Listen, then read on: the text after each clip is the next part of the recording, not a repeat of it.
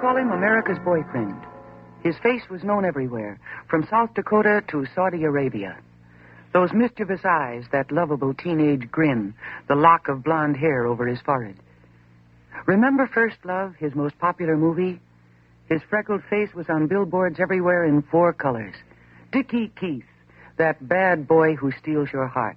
That bouncing, laughing, wisecracking, all-American boy. It's funny. Every picture of Dickie that could be found was like that one. The police are looking for a murderer's face that doesn't exist.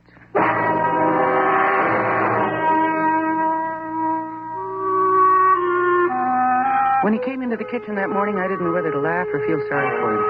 I was too busy to do either. I had to fix breakfast, get the kids washed and dressed and fed, and be at work by 9. Between putting the coffee on the perk and getting the bobby pins out of my hair, I kept glancing at his calypso pants and monogram T-shirt and the tennis racket under his arm. Maybe I said the wrong things. I guess I've been saying the wrong things for a long time. Coffee ready yet? What are you dressed up as?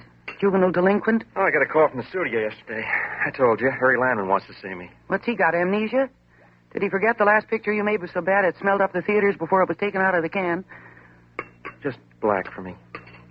You know, maybe if you grow up, you might get a job again. Oh, wait till I see Harry today. He just bought The Sidewalk to Nowhere. Terrific book about a teenage murderer. I'll convince him I'm not too old for the lead. How old does he think I am, anyway? Oh, please, Dickie. He's got your Social Security card. All right. So I'm 31. 33. Time certainly flies. Doesn't it? Married to me 4 years already. Parents of a bright 2-year-old boy. And if you'd like any more vital statistics, you've been out of work for more than 3 years. This coffee tastes like formaldehyde. Well, that's the best we can afford. What time's your appointment? Don't worry. I'll leave Lumpy with Mrs. Vogel for a few hours. Be sure you wait for the laundryman first. Okay, you support me. You pay the bills. If you like, I'll do the laundry myself. I'm sorry, Dickie. I'm all tied up in knots. That last check that I gave the supermarket bounced. Our credit is down the drain. Is that all? No, and Lumpy, I know he's a lot of trouble for you to take care of. No trouble. No, the park's peppered with kids his age. What do you do there? Just... Oh, he's been talking since he was 11 months, that one. What is it just sound? Separate words. I mean, he's just put together his first sentence. His first real sentence. Funny the way he keeps repeating it. Well, maybe you're right at that. Maybe I ought to wear something more dignified. Get Lumpy ready while I change. Come on, Lumpy. You can't dawdle over your breakfast this morning. If you want to go with Daddy. Daddy? Go see Pretty Lady. Go see Pretty Lady. Who is she, Lumpy? Go see Pretty Lady.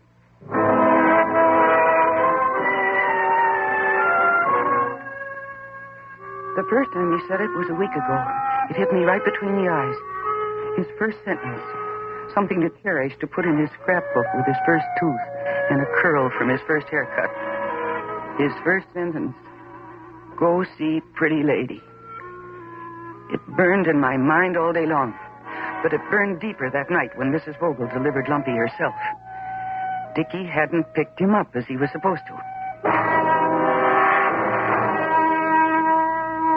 After I got Lumpy to bed, I canvassed the neighborhood bars by phone. Nothing. Then I just sat and waited, my insides gnawed by fear and anxiety and plain old-fashioned jealousy. Then about 10 o'clock, the front door opened, and there he was. He swayed in the doorway. There was blood drying on his face. His eyes looked stupid and beaten. The only reason he was able to stay on his feet was the hand steadying him from behind, the big, powerful hand of Harry Landman. Dickie took one step inside, and then he pitched forward. The table crashed to the floor with him. I'm sorry, Jean. Oh, Harry, what happened? Came to my house a couple hours ago. Lucky I wasn't alone. Should have heard of the things he called me. I wouldn't let my own mother-in-law talk to me that way. Oh, but he didn't mean it, Harry. He must have been drinking. Yeah, that's what I thought till he grabbed the poker from the fireplace and tried to kill me.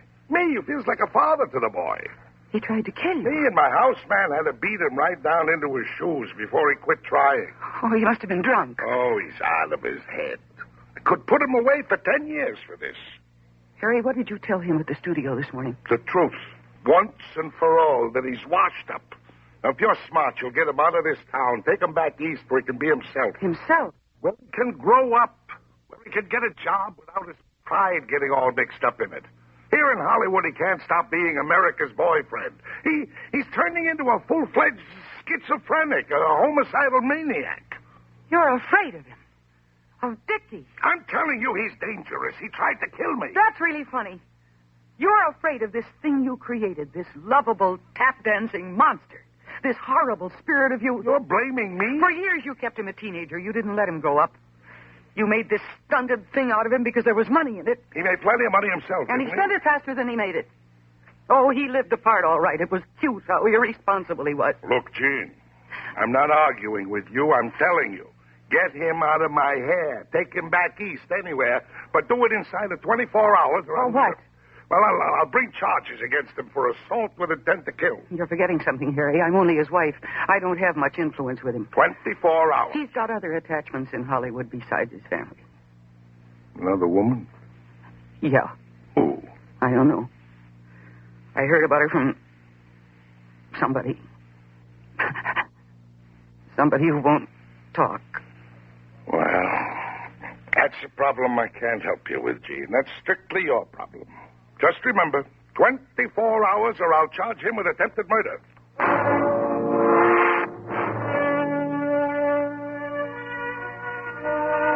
I tried to help Dickie up, but he pushed me off. He made his way to the bedroom like a bulldozer, knocking over a lamp, a chair, anything in his way. He sprawled face down on the bed, and for a long time I could hear his heavy breathing. I don't know what time it was when I fell asleep on the sofa, but in the morning, a little before 7, I looked in. He was gone. I left Lumpy with Mrs. Vogel, but I didn't go to work. I tried a dozen bars, 3 Turkish baths, every alleged friend he had. By noon, there was still no trace of him, so I went back to Charlie's and sat down at the end of the bar. Charlie shuffled toward me, his eyes refusing to meet mine. Mrs. Keith, I'm sorry. You're wasting your time here. Listen, I've got to find Dickie. It's terribly important, Charlie. He couldn't just disappear into thin air. The air in this town ain't as thin as you think. Well, if you try, maybe you can remember something. Somebody he's been in here with. Oh, Charlie, please tell me. Tell me who that woman is. You mean the dame he was with last night? Last night? He came back here last night? Yeah, around 2 in the morning. It was just sitting together right here. That's all I know. What did she look like, Charlie? Could you describe her? Well, to me, Mrs. Keith, the dames that come in here, they all look as much alike as a row of bar stools. Was she tall or short? Kind of in between. Well, was she a blonde or redhead or brunette? What? I don't remember. Well, she had hair, didn't she? Well, yeah. Yeah. She had dark hair. Well, thanks, Charlie. That's something, anyhow. At least I know she has hair. She isn't a midget.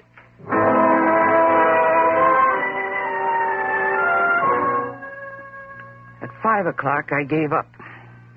There was only one thing to do, see Harry Landman and explain that Dickie disappeared and that there was really nothing to worry about. Harry lived up above the strip. I climbed a steep incline, made a sharp turn that almost broke my steering gear, and there it was, a low pink house sitting back against the hillside. There was an ugly iron dog beside the front door. I went to the door and I pushed the bell, and somehow I knew that the man who answered the door didn't belong in that house. Yes? I'm Mrs. Keith. I must see Mr. Landman right away. You want to see Mr. I didn't wait. I brushed right past him into a dim hall, and I stopped dead. Whatever it was that had been holding me together all day snapped. I closed my eyes to shut myself in darkness, but the thing I saw was still there, as if painted on the inside of my eyelids. It was Harry Landman, face down on the floor, with a knife sticking out of his back.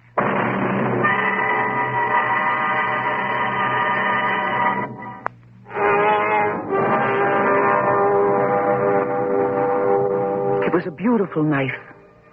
It had a carved pearl handle about 4 inches long. It seemed to grow bigger as I stared at it, until it crowded everything else out of my mind, until it floated there, huge, in my nightmare. Then a small gray-haired man touched my elbow, and the knife got smaller, like a punctured balloon, and I knew it wasn't a nightmare. It was a knife sticking out of Harry Landman's back. I'd never seen a corpse before, not even a dead grandmother. I thought I was going to be sick. I was helped gently into a chair. The room was hot and stuffy with cigarette smoke. 3 other men were busy there, working as calmly and thoroughly over details as bookkeepers in an office. We've been looking for you, Mrs. Keith. For me? My name is Carlson. Homicide. Actually, we're looking for your husband. Thought you might be able to tell us something. Oh, he didn't do it. Any idea where he is? Well, he couldn't commit murder. He couldn't. He's not the kind who could do a terrible thing like that. Look, after 20 years' experience, Mrs. Keith, I know what kind of people commit murders. What kind? Murderers. But you're wrong about Dickie. You don't know Dickie Keith the way I do. I know quite a few things already. I know that he threatened to kill Mr. Landman. I know he even attempted to. But he didn't mean it. It looks like he did. Oh, you don't understand. He was out of work. He was trying to cope with all the responsibilities of a family. He was always trying to cover up for a feeling of insecurity. If you don't mind, let's leave Freud out of this, huh? I'm no psychiatrist. I'm a cop. My job is to put together the facts. But there's more than facts. There's the truth. The truth is he's disappeared. Now, why? Well, maybe to look for a job. He wasn't looking for a job early this morning. Early this morning? When Harry Landman was killed. Well,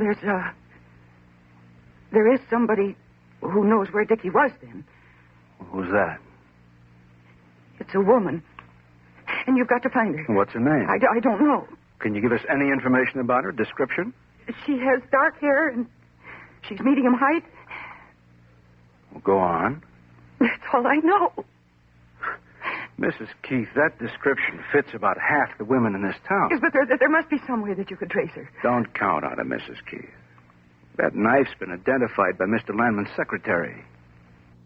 Well, you recognize it, don't you? Landman brought it back from Hawaii a few years ago. Gave it to your husband for his birthday.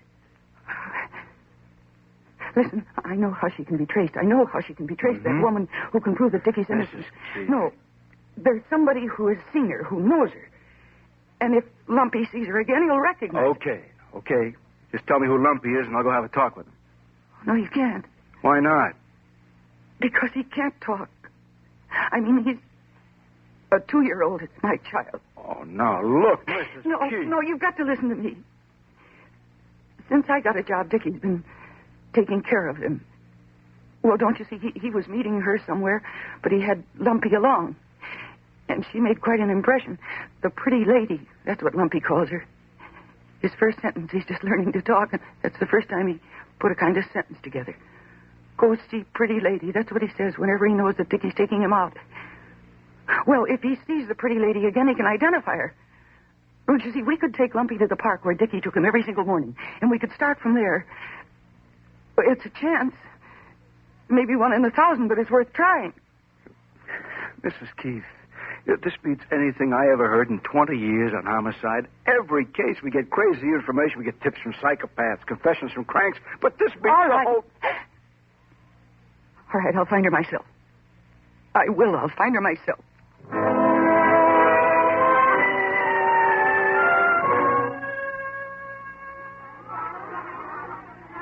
Know where we're going, Lumpy?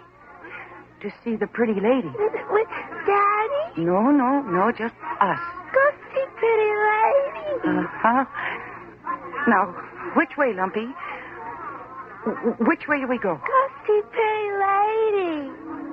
For a moment, feeling the warm early morning sun and hearing the same normal voices of children in the park, I decided I was out of my mind. It was crazy to think I could find her that way, dragging Lumpy into it, using a 2-year-old to track her down. And he seemed to forget all about it, attracted by the more immediate joys of the sand pile. A couple of hours went by, and then Lumpy came trotting over to me with his one sentence. Go see pretty lady. That was it. The pretty lady didn't come to the park. Lumpy and his father visited her. But where? Maybe in the neighborhood. It was worth a try. Anything was worth a try. Dickie might be a crazy, mixed-up kid and a faithless husband, but one thing I knew for sure, he was not a murderer. How about this street, Lumpy? Pussy Pay Lady. On this street, Lumpy? This the street where Pretty Lady lives?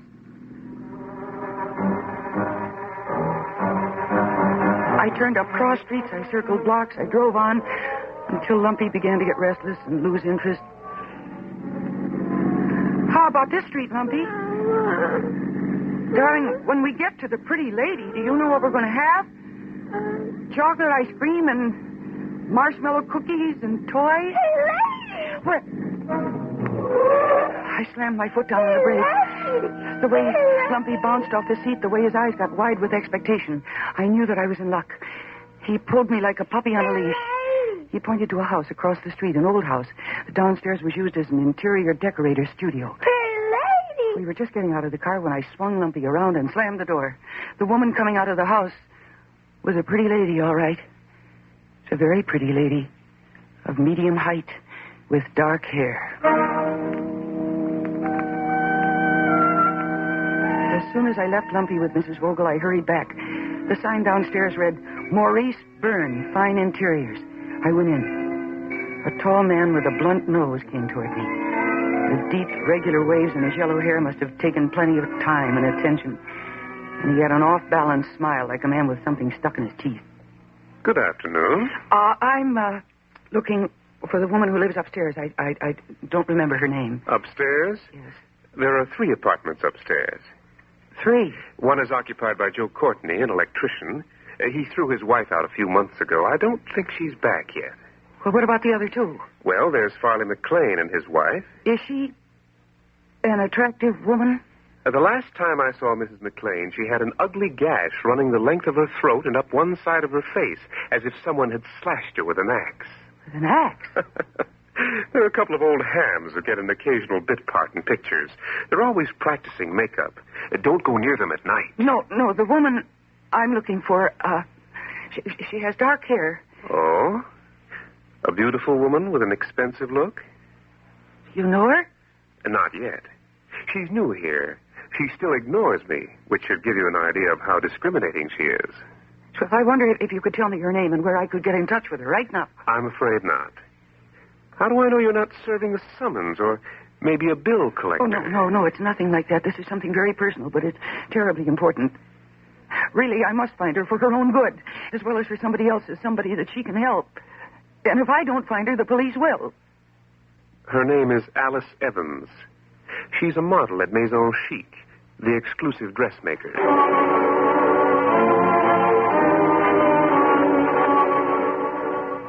The saleswomen were a little startled when I walked past them toward the dressing room.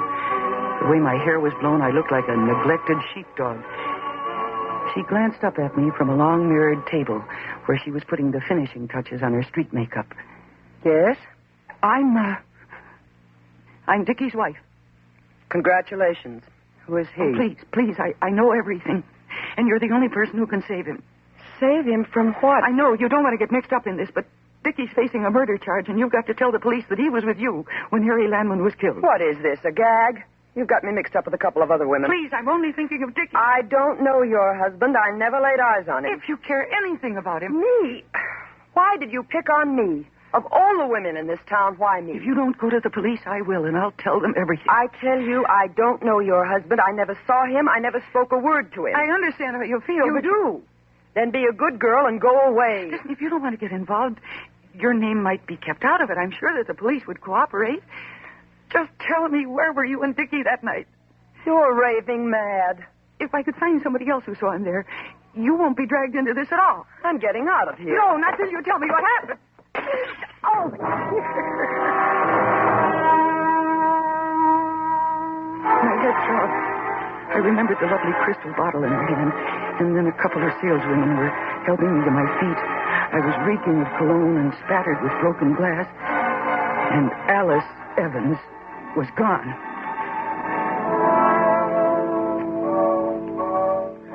She was obviously panic-struck, and I had to press this advantage, so I hurried back to her house. The hall was dark, and I struck a match to look at the names on the mailboxes, and then I felt the gun in my back. Why don't you leave me alone? You were with Dickie that night, and you can't help him. I don't know your husband. But you know plenty about me, don't you? You know enough to come looking for me here. Well, where else would I look? You live here. I live in a pink house in the hills with an iron dog at the front door. But that's Harry Landman's. You.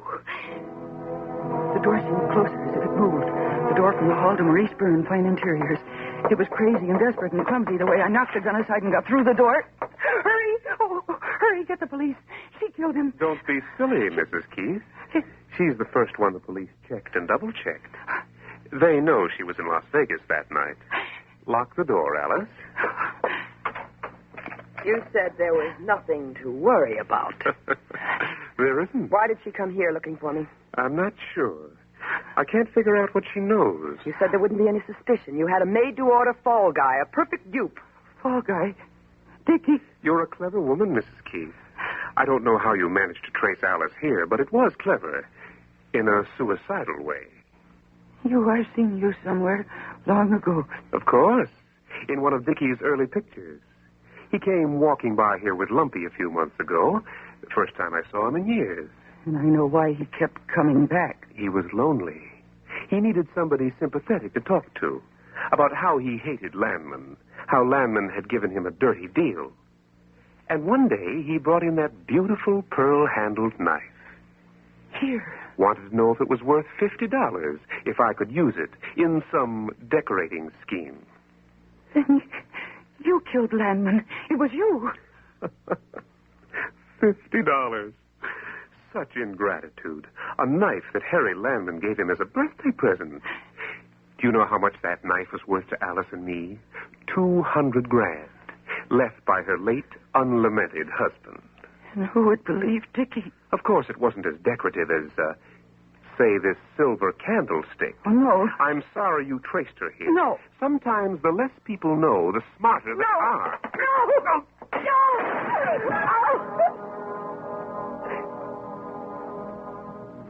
I saw the blood trickle down the sand and onto the candlestick. And the next thing I knew, the police were looking down at me over the edge of a dark, deep well. Only it wasn't a well, it was an elegant sofa at Maurice Byrne, Fine Interiors. All right, now take it easy, Mrs. Keith. When you feel better, I guess you and your husband can go home together. Dickie? Everything's okay, Gene. I even picked up Lumpy on the way here. Well, how did you... I mean, where... I was running away from everything. When I heard the police were looking for me, I came back. Funny thing, we had a man following you, Mrs. Keith, since you left Landman's house. Thought you might lead us to your husband. Instead... Lady. Where, Lumpy? Oh, pretty lady. Where? Oh. No. No, it can't be. That's the only pretty lady Lumpy ever saw around here, Gene. That portrait on the wall? It was going to be a surprise. A painter, Byrne knows, did it from a photograph of you. Me? It was going to be your birthday present. Me? The pretty lady I was looking for. Yeah, they'd set me back $50. I sold that pearl-handled knife to Byrne to get the $50 to pay for it.